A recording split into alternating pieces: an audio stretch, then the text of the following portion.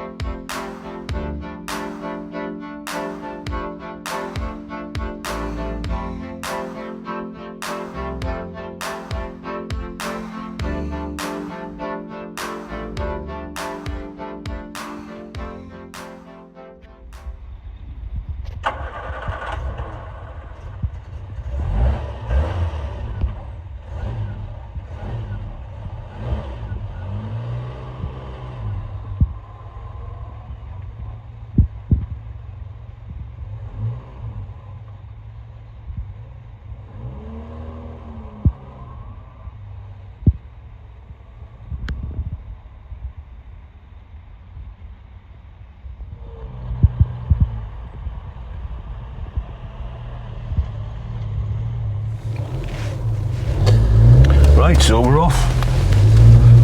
Back in time. 40 odd years back in time actually. So what's the story of this car? Where did you get it from? This car I bought off a guy who, I think about a year and a half ago, I bought a couple of cars off. Can you remember which cars they were? Yeah, they were Datsun 280Z and a little Datsun 100A, I think.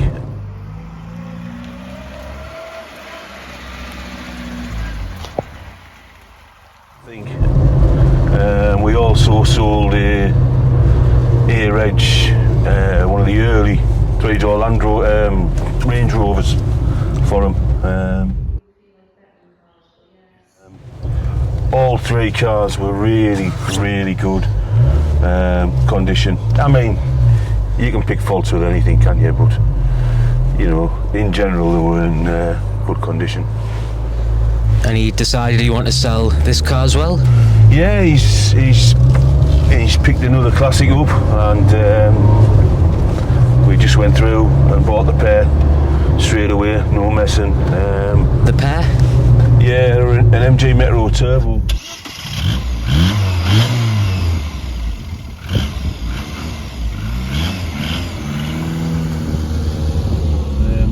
The last time I talked to this chap, he was actually asking if I could find him one, and we did look for quite a while, to be fair, and they are just as rare as hen's teeth.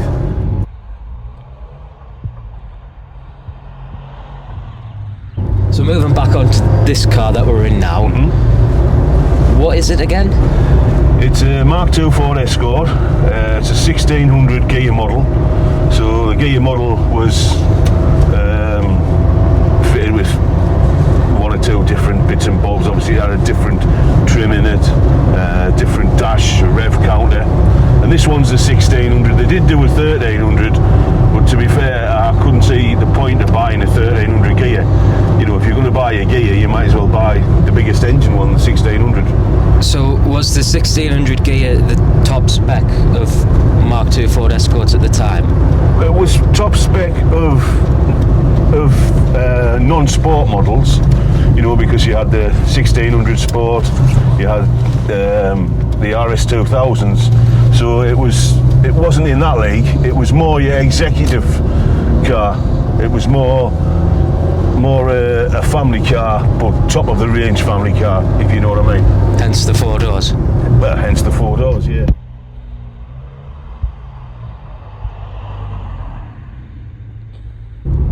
Okay, so moving back onto this one, you've picked it up. Yep. We've seen you've had it in the workshop in another video. How was it in the workshop? Underneath, the condition of it was fantastic. Was really good condition. All we did was clean it, and we give it a coat of clear wax oil underneath. So there's nothing to hide. Anybody wants to come and look at it on the ramp, they can come in, have a look. Like I say, there's nothing to hide.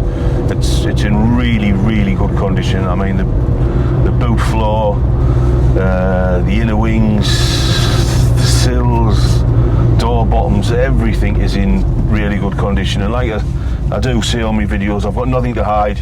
If it's got a few marks or imperfections that I can see, I will point them out. But this one is in really good condition.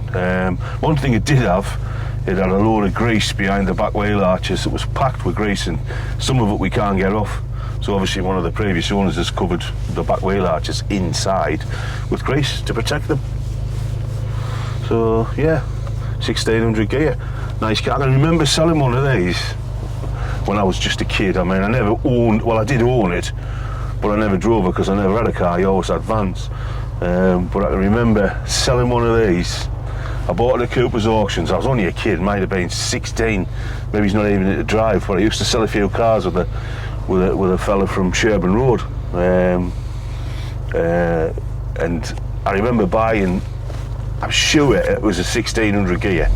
I mean, the lad who I sold it to was a friend of mine, and he might watch my videos, so he might be able to tell us if it was a 1600 Ghia, but it was a beigey coloured. I'm sure it was a 1600 Ghia, and he didn't have it long, he wrapped it around a tree. Sounds about right.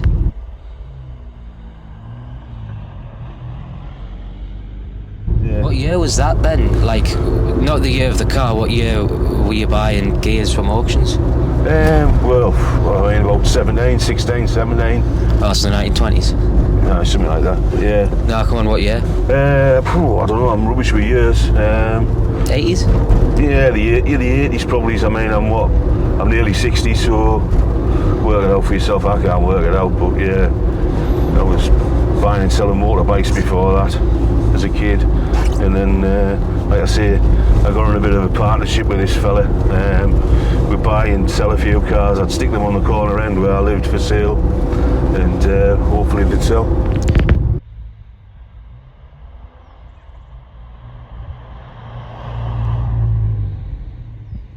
What were these cars competing with? These were competing with basically the Marina, I would say, from British Leyland, the Marina, Avenger from Hillman. I'm guessing this was the best one, because this one seems to have the cult following nowadays. Well, it's probably the best one, but it's probably not the rarest one, because the other variants, the Avenger and the Marina, rotted to death. So I mean, these rotted to death as well. So you were lucky to, we were lucky to find this one in the condition it's in.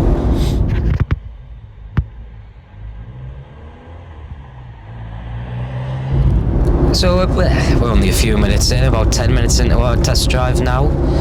How is it driving, this car in general? Well, this car drives, it hasn't got power steering,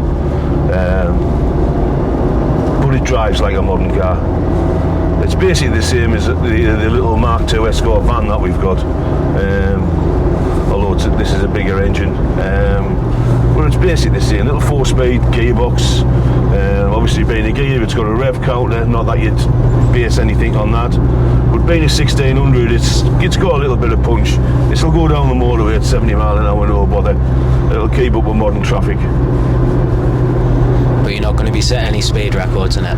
No, you're not, and you wouldn't, even in the RS2000s and that. I mean, they were quick in the day, but man, you can get a modern car now, a little 1 litre thing that'll key in the life out of them. You know what I mean? You might upset a few people saying that. Well, it's true. People have this, I don't know, romantic notion about these cars that they're, I don't know, that they were better than what they were, and they weren't as good as what modern cars are. I mean, I'll probably get slagged off for that, but it's just the truth, I mean, I've got a Land Rover now, it'll do 120 mile an hour. It'll pull 3.5, 4 ton. It's unbelievably comfortable. It has heated seats, this, that and the other. And can you imagine that against an old Land Rover from the 60s and 70s, an old series Land Rover like a Series 2 or something like that? Unbelievable, man. You'd spend half your life on a morning trying to start the thing up. Why do you think these Mk2 Ford Escorts in general have such a cult following? Why have they got a cult following? I I think again, it's harping back to your youth, isn't it? It's harping back to that age group, that 50s and 60-year-old age group where the dads had a one, and then they passed the test and they had a one, and you know, it's the same as the RS2000s and the 1600 Sports and stuff like that. You know, you mightn't have had a one when you were 17, 18. You might have drooled about one, and you had a box standard 1300L. And you really wanted was an RS2000, but you know, you couldn't afford it. So basically, you were 50-year-olds are now buying the cars they wanted when they were 15. Yeah, or something like that. 15. Yeah, because they've got a bit of disposable income. The kids are left home. You know, they might release a bit of money out of the pensions, and I don't blame them. To be fair, if you're gonna have a classic car, don't talk about it. Just go and get one, because like, well, you can't ask for extra time in life, can you? You know, it's the one thing you can't ask for. You can't lie there and say, give us another couple of weeks, I want to buy a classic car. Fair enough. The one thing I do like about this car is the interior. Obviously, with it being a Ghia, it's got this upgraded interior, and this is a rare colour. I've never seen one with this red in. I've seen plenty with black, and I've seen plenty with a bit of a diarrhea colour brown, but I've never seen any with this red. And Is that the paint code, diarrhea brown? Yeah. Okay. And I think it suits it, to be fair.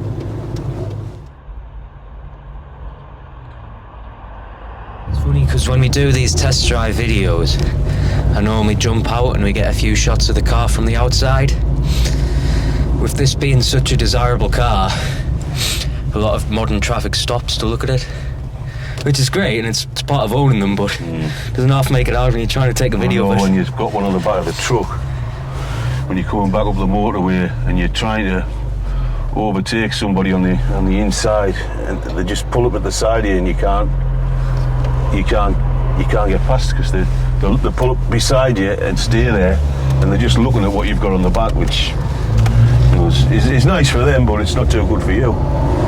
This little 4-speed gearbox, you know, it's an excellent gearbox. This, it's the same gearbox that's fitted to the van. It'll be a different ratio probably, but what a great gearbox, and 4-speed as well. You know what I mean? People take a 6-speed gearbox for granted now. You know, we only had 4 speeds, but I suppose it's all you really needed.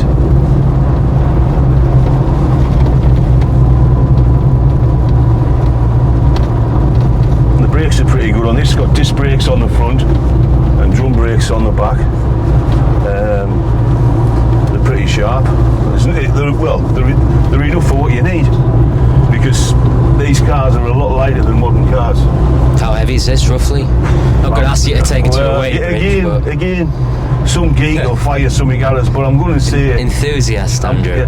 Enthusiast geek, or whatever you want to call him. I'm going to say, I don't know, 900 kilos, something like that. And somebody will say, oh, you've got that wrong. It's, you know, 1,100 kilos. But, I don't know, just under a ton, I would say. Well under a ton. Put it this way, you put one on the little recovery truck, you don't know you've got it on. Yeah.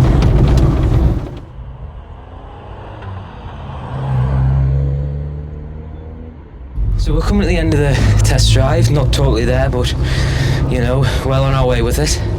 How is the car doing? This car drives really well, really well. It's as good as a modern car. I mean, I can put up with no power steering. I've drove wagons with no power steering, plant machinery, no power steering. I've drove stuff that would make your hair curl with no power steering, to be fair. It's nice and light on the steering. The brakes are really, really good on this car. And like I say, engine, gearbox, everything is just nice and smooth. Yeah. And to be fair, please, if there's anybody out there got a one as good as this, let us know, because I don't think there is a one out there as good as this. Someone's bound to prove us wrong. Oh, they will. Honestly, the world is full of provers wrongers. You're so moany. You moan about everyone. Well, I don't moan about everyone. Everybody moans about me. As soon as you put one of these videos out, you'll get some clown commenting. You know. That's the internet. Yeah, I know. I mean, I don't. I don't dislike them commenting, to be fair. It's quite amusing, you know. But, you know, I don't really want to know the weight of this car. So if there's anybody out there who knows the weight of the car, don't bother putting it in the comments, because I don't really want to know. Sorry. Yeah, it's a lovely car though. All joking aside, drives absolutely superb. If you wanted a 4-door Mk2 Escort Ghia, is this the one?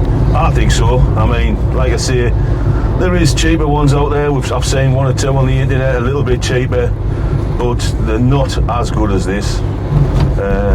And depends what you want, doesn't it? it depends what you want. If you want to buy one for 12 grand and it needs a bit of work on it, well, that's fair enough.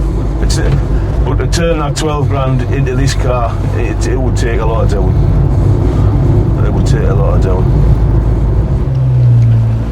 Anyway, you're going to pull up and we'll see this video off.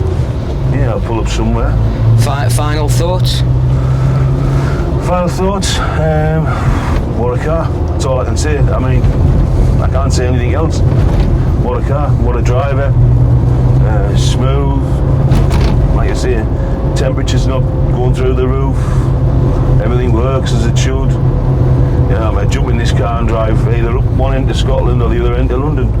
You know what I mean? I wouldn't like to, because of the, you know, you wouldn't want to be driving one of these a long distance these days. And you'd end up in Scotland as well. That's true. That is true. But no, you expected it to perform like this, and it has. It's not like you're taking out one of the 1920s or 30s cars that we have it's a for total sale. different ballgame. I mean, some of the stuff I've got, you know the stuff I've got, and I absolutely love it, all the old early turn of the century stuff, you know, the old London to Brighton cars and... But a hill like what we're going up right now is a challenge. No, and it's a test. It's just... But for this, it's just a hill, isn't smooth as it? silk going up here, isn't it? Smooth as silk. And with 34,000 miles on the clock, it's hardly running, really.